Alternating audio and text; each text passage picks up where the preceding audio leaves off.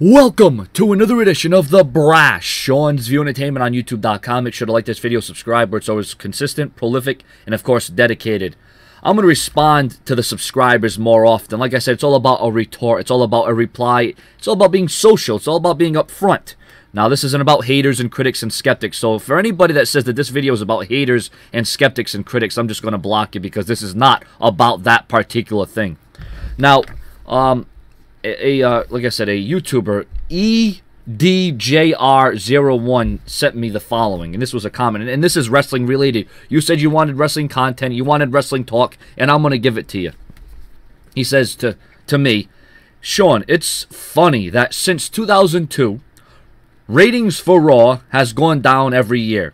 2013 was the lowest rated year for Raw since the first year that Raw was born. Ask why people have stopped watching the WWE. It's because of John Cena. The ratings for Raw have averaged a 3, and that's with John Cena. So that's what you said. And as a matter of fact, thank you for your opinion. Now, I'm going to reply to this. The next things that you're going to hear is my response, is my reply. And I have 5 pages loaded, chock full of a response to that comment. Just like I had a response last night about people saying how, since I'm a John Cena fan, that automatically makes me lose credibility. That means that I don't know nothing about the WWE, which I'm not even going to go down that road once again. But anyways, to answer your response, I guess I should lose credibility since I'm wearing a pink and black shirt, since I'm representing Bret the Hitman Hart, right? I guess I should lose credibility because I'm wearing a pink hat, right? Give me a break. Anyways, I'm going to read word for word in verbatim what I have put down on this sheet of paper. And if you're a WWE fan, I am going to debunk the real reasons why the WWE's ratings have been on the decline over the last several years. And as the title says, it's not because of John Cena. You see, it's really easy to point the finger and place blame on John Cena being the reason for the WWE's problems, from ratings to ticket sales to buy rates and whatever else. But you see, just because ratings aren't what they used to be in the Attitude Era doesn't mean that that's John Cena's fault. Like I said, it's easy to point the finger at John Cena and say ratings are down and it's all on him. But I dare to go further. I will dig deeper into this issue. Now, I look at things from another perspective. It was not John Cena that caused the ratings to fall, but in my opinion, it was a variety of many things that led into a snowball effect of the WWE going out of control and leading to the dramatic downfall in ratings that we have been witnessing over the last several years. Now, let's dissect the WWE in 2002 and on. Get that? And on. Alright? This is a time period when both ECW and WCW were already done. They were already out of business. The WWE had already killed them. They were a history. They folded. Alright? Now, fast forward, and the WWE was what I like to call in a transition period. Okay, we had the first ever WWE draft in an initiative to create new superstars. Because at this stage of the game, okay, when John Cena came in 2002, which he debuted, you know, in the little trunks there with his little red, little green, little blue. This is long before the prototype, long before the rapper Thugonomics John Cena. And in 2002, like I said, John Cena was still very green. He was fresh. He was a new and up-and-comer. He was still an unknown at that stage. Now let's break down what really made WWE start losing ratings from 2002 and on to this very day. Okay, the loss of The Rock to Hollywood pretty much on a full-time basis. After 2002, The Rock was not consistently there on a consistent full-time basis. Stone Cold walked out on WWE in 2002. You want to talk about a huge downfall. You want to talk about the WWE having to rebuild itself and trying to shuffle away to, you know, come back when Austin walked out on the company out of nowhere. Austin left due to creative and health issues. In my opinion, that was another major reason behind WWE seeing a decline in ratings. And here's another reason for you that is really gonna persuade you to think otherwise instead of just thinking, oh, John Cena's the reason for ratings downfall. All right, we had no more factions like Degeneration X for one. Stone Cold then retired in 2003. Brock Lesnar debuted in 2002, only to leave in 2004. Another major drawback for the WWE, another major blow where they didn't need it. Eddie Guerrero ends up dying in 2005.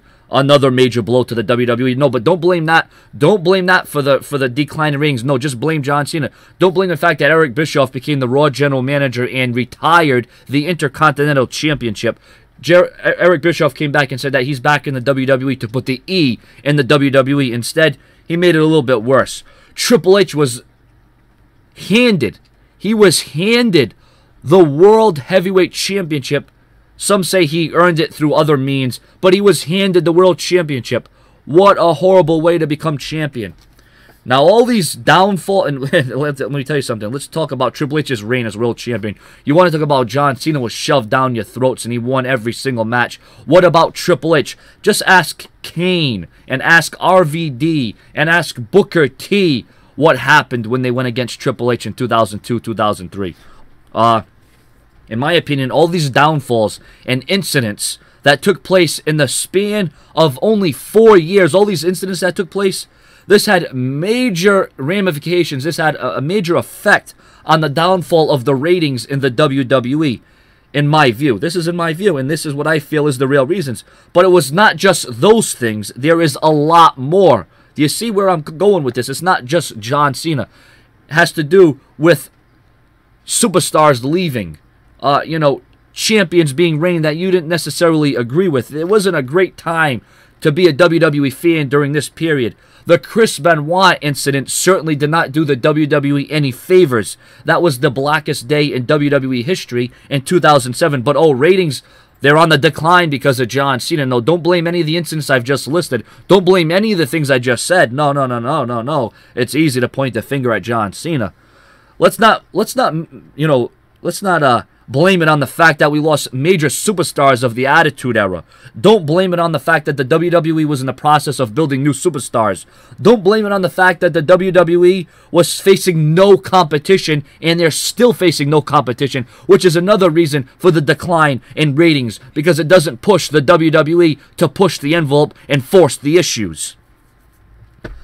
Don't blame it on the WWE creative team for not coming up with anything creative or fresh and interesting. No, let's blame it on John Cena. Once again, the ratings have to do with John Cena. Yeah, it's easy to blame It's getting sickening. It's getting tired, and I'm sick and tired of hearing that it's all John Cena's fault. You're saying that you're sick and tired of Cena being shoved down your throats. Well, I'm sick and tired of you saying that John Cena is the cause and the reason for all the WWE's problems, especially ratings, okay? Do you see where I'm going with this? There is a variety of reasons the WWE has lost ratings since the end of the Attitude Era. Shall we go into how much the creative team and the direction of the WWE has changed since the Attitude Era? Okay? The dynamic in the WWE is no longer the same today as it was in the Attitude Era. This is not the Attitude Era. You need to move on from that. We will never see the Attitude Era ever again. We will never see Attitude Era ratings ever again. But that's not because of John Cena. That's because of a loss of competition, the loss of superstars, the direction the WWE is going, the creative team, the backstage politics, okay? And I'll go one further. It's not even the same feeling as it was in the 80s as well. We are now a part of the WWE universe, and that has seen an evolution of change not only on television, but all around, from social media to even WWE live events. The way things are handled, the way things are seen, okay? Furthermore, no longer can superstars be an extension of themselves. No longer can superstars have 100% control over their character. That freedom is gone, and how they are portrayed. No longer is the mic work even the same. No longer do championships hold the same importance or respect that they did of the Attitude Era and before that. But oh no, once again, let's blame John Cena for everything. Let's blame John Cena for the ratings on the decline. Oh yeah, No, there is no blame on John Cena for that, ladies and gentlemen. And here's another thing. why ratings are on the decline. In my opinion, another major reason behind the WWE's decline in ratings over the last several years has to do with the uber popularity of UFC and how they have established themselves over the last 10 years, give or take. Now, I remember back when UFC and MMA was not much of a big deal. Now UFC and MMA is the hottest ticket in town. So popular, in fact, that females are even transitioning over and being UFC fighters. Now, I also understand that after the Attitude Era ended and WWE changed direction, many fans who watched the WWE in the 90s crossed over and watched UFC due to the violence and the blood. Now, I know what you're going to say. So, Sean, it's easy. Here's the solution. The WWE should just feature more blood, brutality, violence, swearing, this and that, and this will solve all the problems. WWE will be right back where it was. Switch WWE back to TV 14. That's what's going to be going down. That's what's going to solve everything, Sean. Well, let's see now. If WWE went TV 14 in this day and era, let's take an example. TNA Impact. They are TV 14. Okay, they have some of the best in-ring talents. They have the hottest knockouts, more so than the WWE Divas knockouts, whichever you want to prefer, on the planet. And, you know, they feature blood, brutality, you know, swearing, cursing, whatever. And they still can't reach the WWE's worst ratings in history. And they're TV 14. But yeah, WWE going TV 14. Oh yeah, in this day and era, that would definitely do a lot of things for that company. Yeah. Now you may like or you may not like UFC, but you know you have to give respect where respect is granted, because if WWE looks at anything as competition, UFC would be it. And UFC is a major reason that WWE's ratings are indeed down. Now, like I said, going further here, not only the creative issues, not only superstars having to retire, superstars going to Hollywood, the WWE going another direction, all right? WWE is now PG, but you'll blame that on John Cena as well. No, WWE being PG has nothing to do with, you know, John Cena. Yeah, he's geared towards another audience. Yeah, that's how John Cena is geared. But John Cena wasn't the one that went to the board and said, oh, well, you know what? I'm going to make WWE PG. Who the hell and when the hell did John Cena become the boss of the company, okay? WWE is growing more and more because of the smart choices that they are making behind the scenes. And I mean, they have their own network coming out next month. They have their own network coming out next month. Do you see what the WWE is doing here? They are branching out. They're going to even be bigger than what they were in the Attitude Era because of this network. They are going to become a much bigger deal now, more so than ever before. This will bring in the Attitude Era fans. This will bring in new fans. This will bring in fans that were back in the 70s, the 80s, because there's going to be so much content on that channel. Hell, I think it's more fascinating to hear and learn all about the rumors and the backstage, you know, things that are going on in the WWE than what is on our screens sometimes. Now let's look at how the WWE has changed pay-per-views over the last several years. No more King of the Ring, no more Backlash, no more Judgment Day. Hell, Survivor Series isn't even what it used to be. It's not the same pay-per-view we remember it. But oh, let's blame John Cena for the pay-per-view buy rates being down in ratings. Let's go back to John Cena again. Are you kidding me right now? Have you ever seen the breakdown of Raw ratings? When John Cena is in each match or segment, the ratings go higher. When Daniel Bryan or CM Punk's in the main event, the ratings go down. I wonder why. Let me tell you what right now. John Cena may not bring in ratings like Austin, The Rock, DX, Triple H, Hulk Hogan, or whatever. But one thing John Cena does bring in is above the rest on the current crop of superstars. Nobody gets the kind of ratings and buy rates and ticket sales and merch sales like John Cena. He is first and foremost in that dynamic. You can chant and you can sing the praises of Daniel Bryan all day long, and the fans are 100% behind Daniel Bryan, but guess what? It doesn't show in the ratings. Now, another example that the building and foundation to a feud in the WWE. I remember a time, because I'm a longtime fan, I'm a loyal fan, I've never took a break, I never went away, and I've never stopped watching the WWE at any time period, no matter how bad it got. Okay, remember a time in WWE when a feud actually meant something? Remember when it would go on, it would actually have time to build, it would have a foundation, and they would have something to work with? Remember the days when there was only 4 to 5 pay-per-views where it took, you know, time and feuds were able to get red hot and you couldn't wait to see the payoff match on a pay-per-view? What about the longevity of a feud or the storyline? It's not as long as it used to be. As a matter of fact, nothing is what it used to be in the WWE. No longer do feuds, like I said, have time to get red hot and mean something and stand out.